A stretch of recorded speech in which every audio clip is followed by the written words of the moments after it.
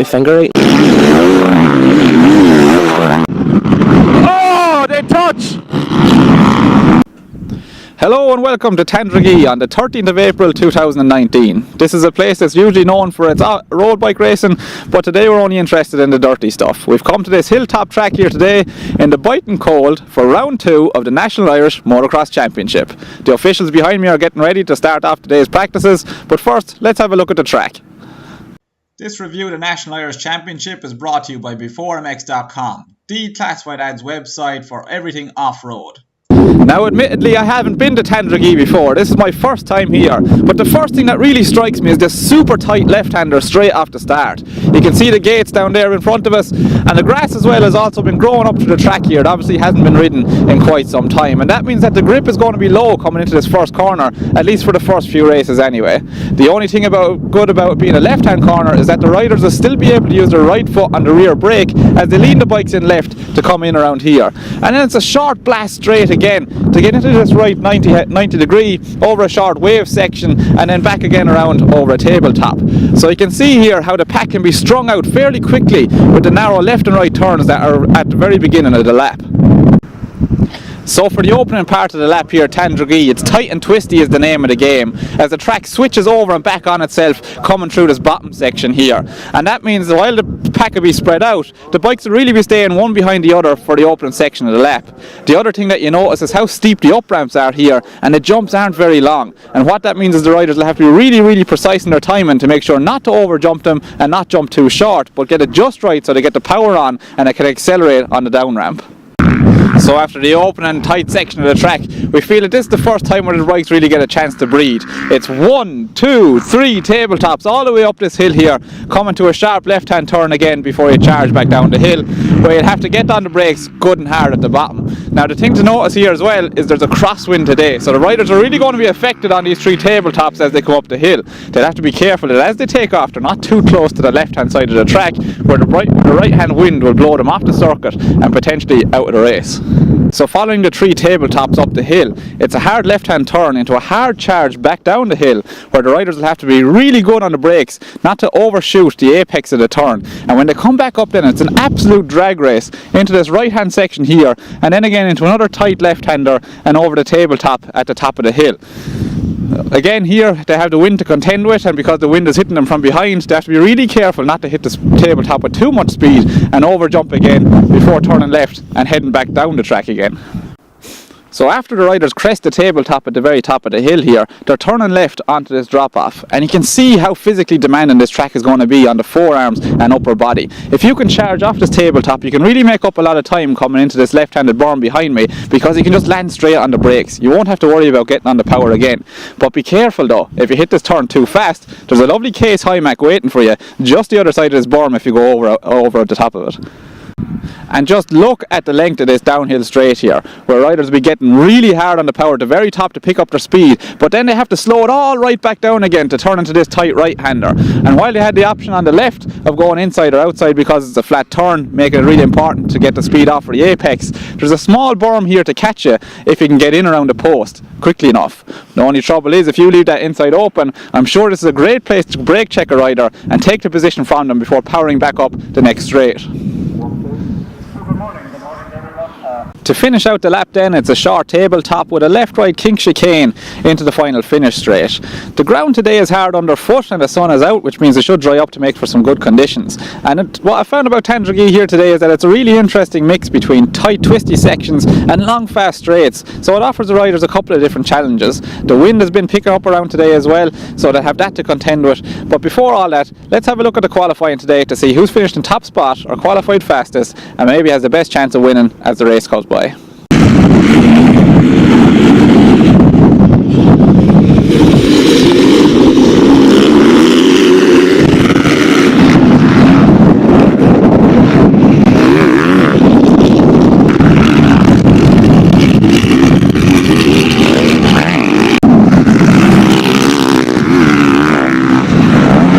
Just watching the practice here this morning, and it's this turn behind me here is definitely going to be causing some issues for the riders. I've seen Jason Meara go down getting too hard on the brakes, and the riders are really struggling looking for grip. It seems to be nice and dry on the inside, where the riders can get good on the brakes and get the pass made. But if you stick to the outside, it's that little bit greasy and riders are getting caught out by it. Definitely an area to watch during the race.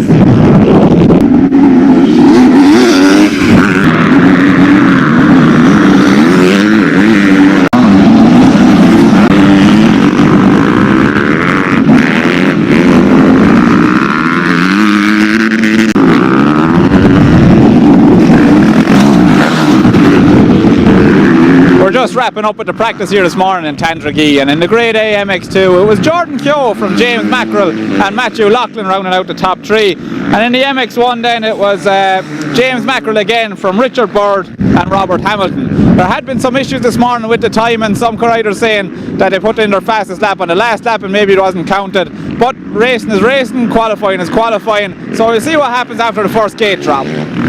So I'm here with Robert Hamilton. Robert, you're sitting fourth in the MX1 points overall, 5 back. How would you class your day in Vernon Mount to open the championship? Yeah, it was up and down. Just the first round, everybody sort of trying to get into it and stuff, and not go mad. And I think everybody had the same sort of, up and down results, and made us all pretty tight. Top 3, top 4 there. But move on to today, the second round, and done a wee bit more testing stuff, and just sort of like get more comfortable with the bike and get a few races under the belt and stuff, and it's getting better every week. Perfect, yeah. Now it was very rough in Vernon Mount by the end of it. Nearly a glass smooth track here to start out today. You look like a man with intent in the first few laps. They're really laying down some hot laps. So what are you feeling about Tandragee overall? Is this a place you like to come to?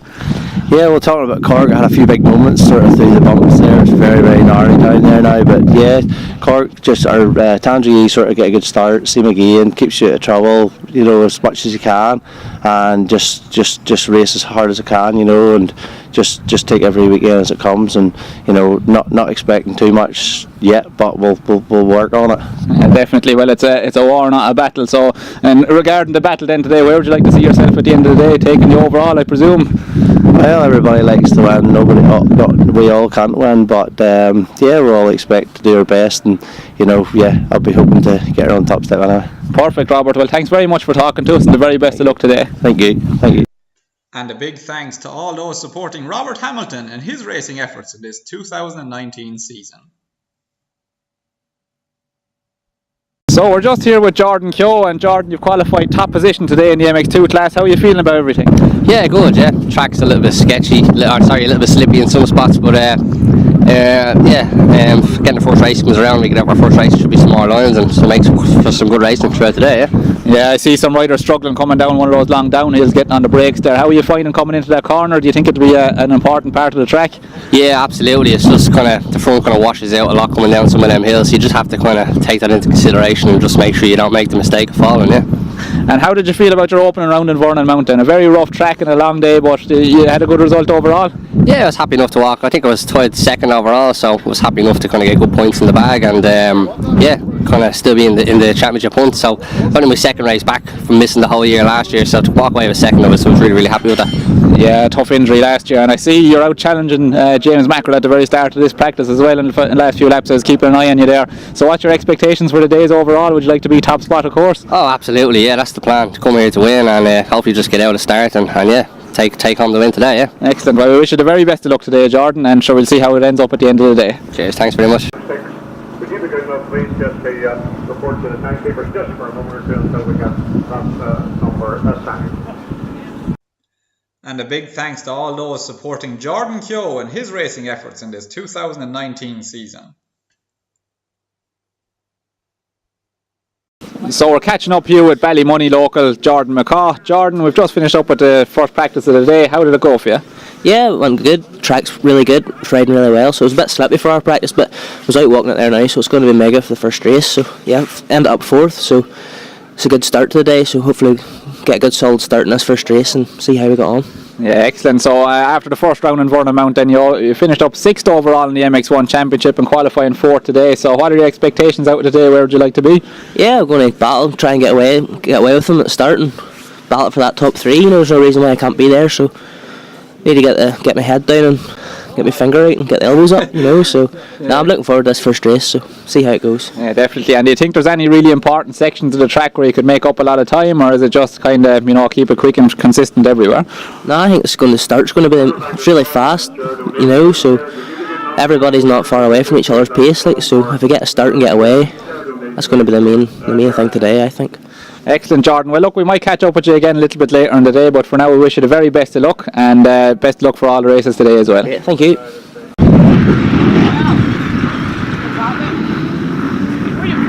And a big thanks then to all those supporting Jordan McCaw and his racing efforts in this 2019 season. B4MX.com is a classified ads website for everything off-road, whether it's bikes, quads, gear, vehicles, parts or accessories. You can find them all here on the site. If you scroll online now, you can see a fantastic range of bikes from Clonmel Off-Road, Stephen Russell Motocross, HTM Motorcycles and CCM Racing. You can also place your own ad by creating an account and clicking place ad at the top right hand side of the screen. You can log in via your Google account.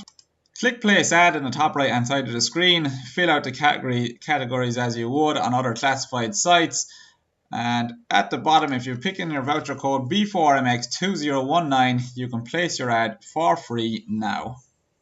And so it was time for the first expert race of the day, grade A and B MX1. We had seen in the clubman race that just went by that the wind was definitely a factor over the jumps and something that needed to be considered. In race 3 in Vernon Mount of the previous round, we saw that it was John Meara from brother Jason taking the overall win, with a leading James Mackerel having to DNF because of a broken wheel. James Mackerel has made a switch now from Yamaha to KTM, and it'll be interesting to see if he's as comfortable on the orange machine as he was riding for Blue Crew. We see that James has lined up alongside Jordan Dunn on the very inside gates, but we'll wait for the gate to drop to see who gets command of the race earlier on and takes the first race win of the day. The 15-second board is up, we'll wait for it to turn to 5, and as the revs rise the gate will drop. And we're off for the first race of the day. Oh, John Meara pushing very wide, and it seems to be Jordan McCaw with the lead coming on the first turn.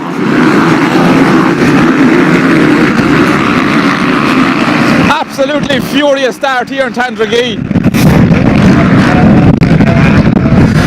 And it's James Mackerel from Jordan McCaw and Richard Bird rounding out the top 3.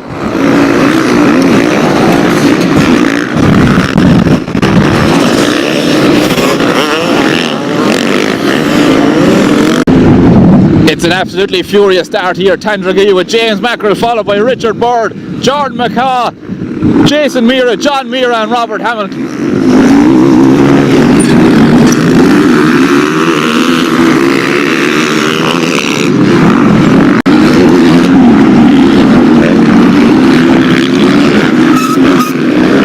Both Meara brothers, Jason and John, are charging hard to try and pick up the pace.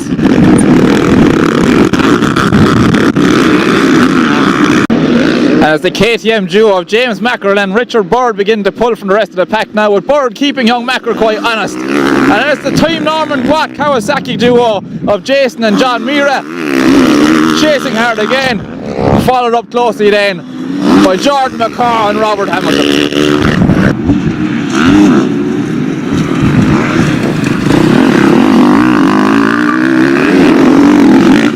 And Jason Meara seems to have made a mistake as he's now behind Jordan McCaw, followed up by Robert Hamilton.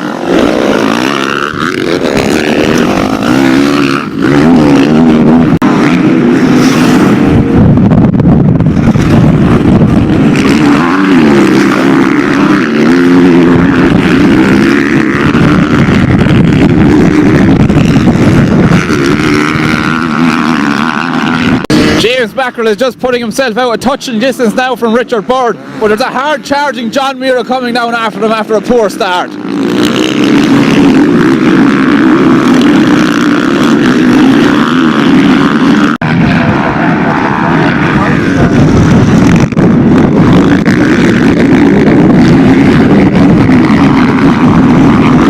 John Meara seems to be catching Richard Bird slightly now.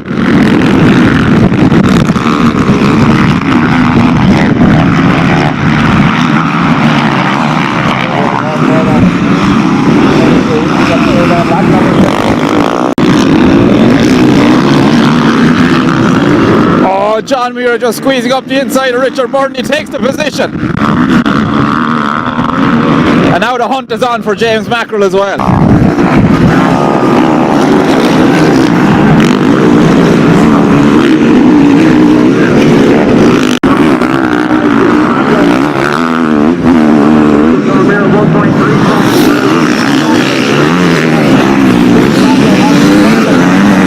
We're down to the final 2 laps now. Can John Meara close in close enough to put a move in on Mackerel?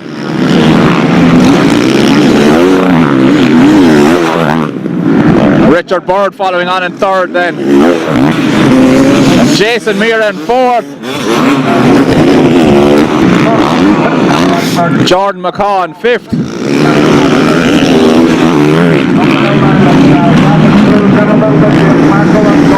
And Robert Hamilton in 6th. The last lap here now, and there's a couple of back markers again holding up Mackerel slightly with Meara right on him.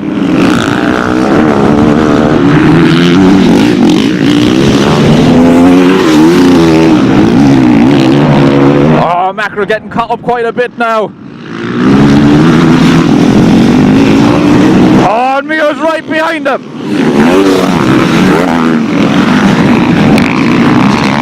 Oh, Meara getting caught up now as well. And these men are charging hard.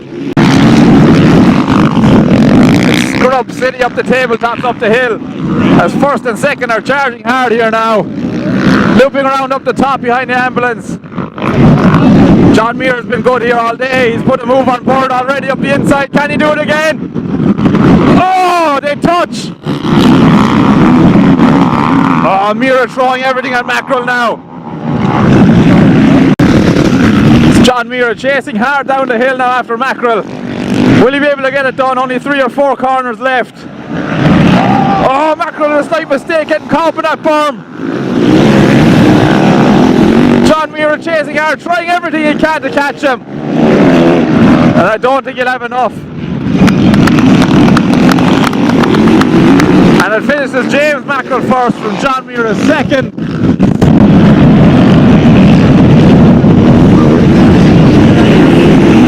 Richard Byrne taking it home in 3rd.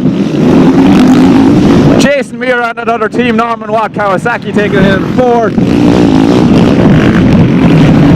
As I look behind me here, I think it's Jordan McCaw who'll hold on for 5th and Robert Hamilton for 6th. We're catching up here with John Meara after race 1. John, you ran wide in the first turn, but then a really strong performance to come back for 2nd and nearly had Mackerel at the end there. How are you feeling?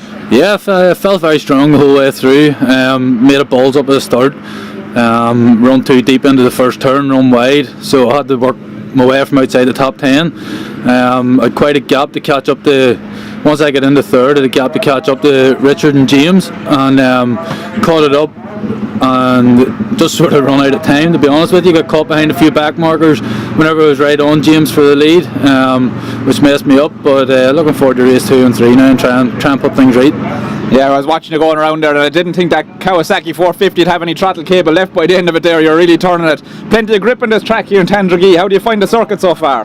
The track's good. It's actually pretty tricky. It looks very, very grippy and taggy, but underneath is very shiny and hard, so you kind of have to be decent throttle control and try and ride berms if you can get any berms at all. I see some riders making mistakes there, alright, where they're getting caught on the exit of the turn, spinning up the back wheel too much. Anyway, only race 1 over with another 2 to go, and we can try and get the overall again today. Fingers crossed, that's the plan. Okay, well, the very best of luck, John. Thanks for talking with us. Thank you. And a big thanks then to all those who support John and Jason Meara's race efforts in this 2019 season. Alright, so we're catching up here with Richard Byrne after race 1. Richard, you got out to a good start there in the first one and 2nd, and chasing James hard, but finished up 3rd overall. How are you feeling on that? It was a decent race. Got an okay start. I was able to get up in the 2nd and follow James. He was riding really well at the minute, and then I felt good. So the first half race, and then John was able to get by towards the end, but finishing 3rd in the first race, good so far. Yeah, how do you find the circuit overall? We were talking with John Meara a minute ago, and he was saying that it's a bit slick underneath and tacky on top. How are you finding the conditions? I like a circuit, so I do, but like you said there, John said about being slick, it is. Some corners you catch out very handy, so it does. Starting to get a wee bit choppier now, but hopefully it dries out a wee bit and more line smoking will be good. And what are your expectations now for race 2 and race 3? Do you want to get up on that top step of the podium? Is that the ambition? Yeah, that's what everybody wants to do, so it's going to be tough. Just get a good start and put in solid laps, and we'll see what happens these next 2 races. Excellent, Richard. Well, look, we wish you the very best of luck for the next 2 races and for the championship overall. Thank you. Cheers, thank you. And a big thanks then to all those supporting Richard Bird with his racing efforts in this 2019 season. So that's it for part 1 of the B4MX review of round 2 of the National Irish Motocross Championship from Tandragee. We'll be releasing part 2 tomorrow evening, so keep an eye on the B4MX Facebook page. If you've missed any of our previous videos, including our review of round 1, you can find them on the B4MX YouTube channel, where we've got more content there for you as well.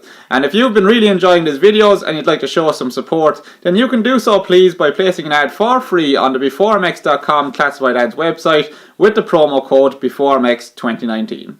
Catch you tomorrow!